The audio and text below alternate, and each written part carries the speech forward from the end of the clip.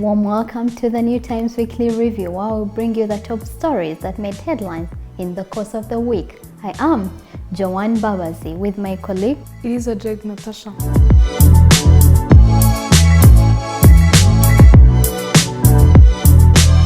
Kigali and Paris signed a 5-year cooperation agreement. On Tuesday, the mayor of Kigali City, Prudence Ruindisa, and the mayor of Paris, Anne Hidalgo, signed a 5-year cooperation agreement in the field of new technologies, innovation and culture. While the mayor of Paris is in Rwanda for the 41st General Assembly of the Association Internationale des Maires Francophones, a summit that brings together mayors in French-speaking countries. This cooperation agreement will imply the two cities exchanging experiences and experts in urban policies promoting digital entrepreneurship and innovation.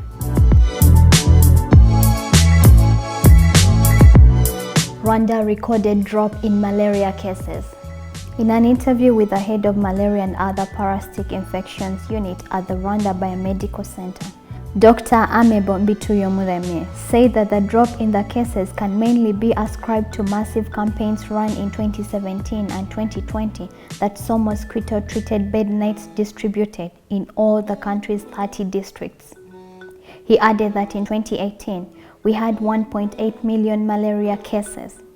In 2019 to 2020, the number steered up to 2.5 million. However, tentative numbers that we have for 2020 to 2021 indicate that the number has since moved down to 1.4 million cases. The number of severe malaria cases has also improved. The data on malaria deaths will be available in August this year.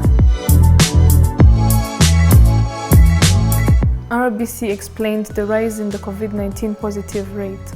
In an interview with the New Times, the Director General of Rwanda Biomedical Center, Dr. Sabin Nsanzimana, attributed the rise in positivity rate to the reduction in the number of tests carried in a single day as compared to the number of people who were being tested during the mass testing campaign.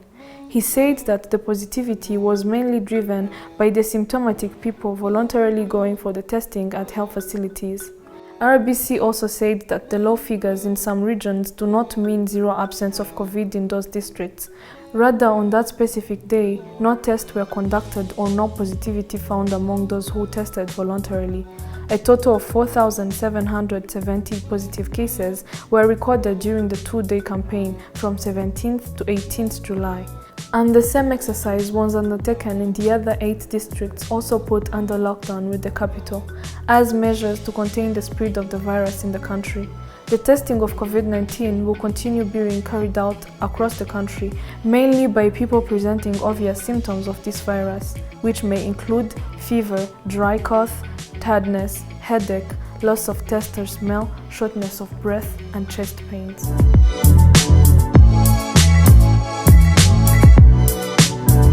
Secondary and TVET national exams commenced.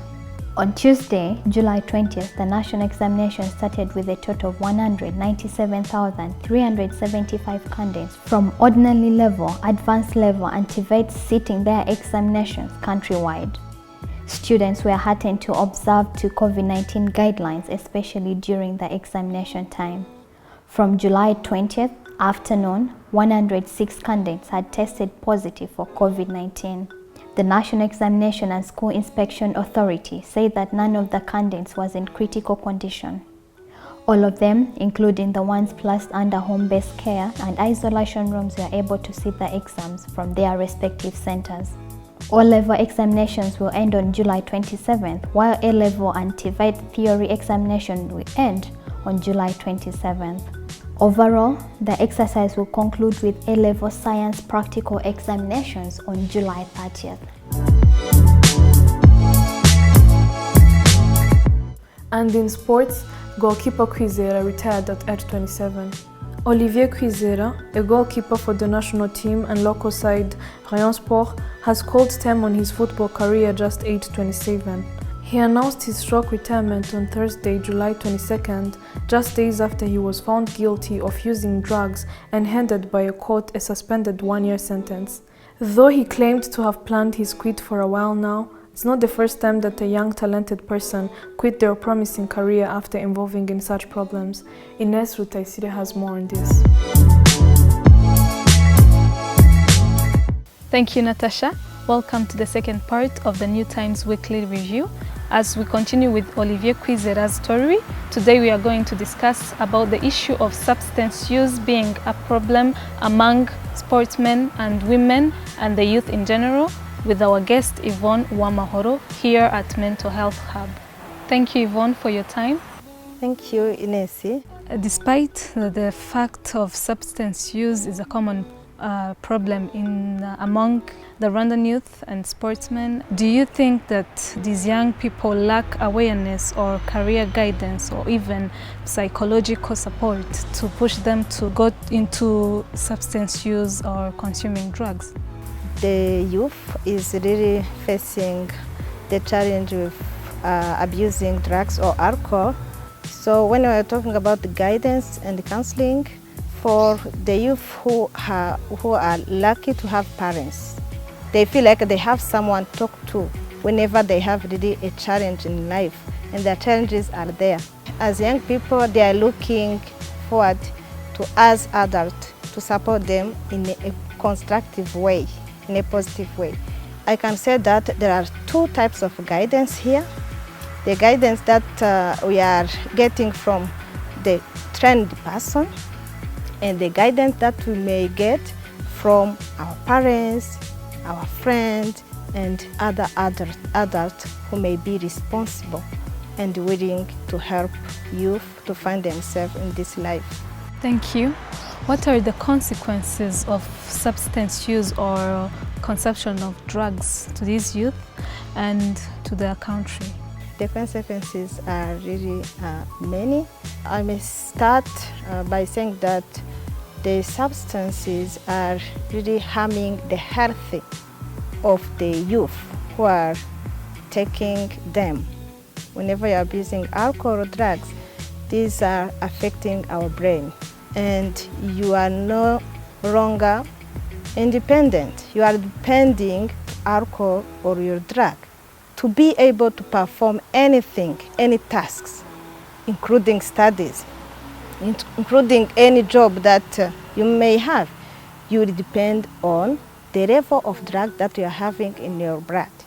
And this is a big issue because you're going to see people are not working. They are always asking permissions. And this is having a big impact also on the organization. At the end of the day, also the country may lose because people are not performing well. Another thing is on the level of the family. The relationship between the one abusing drugs or alcohol and the family members or friends is really difficult because as you saw, when you're abusing alcohol or drugs, your behaviors are changing and you can even disturb others, mainly those you are living with.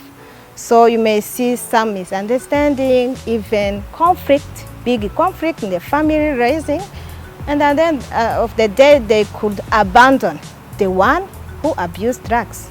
And at the end also, the person is going to be addicted.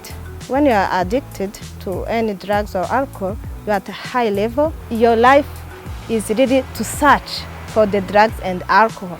And you may find many young people, maybe they are quitting their job without even announcing the problem. They are really failing in their career because of this.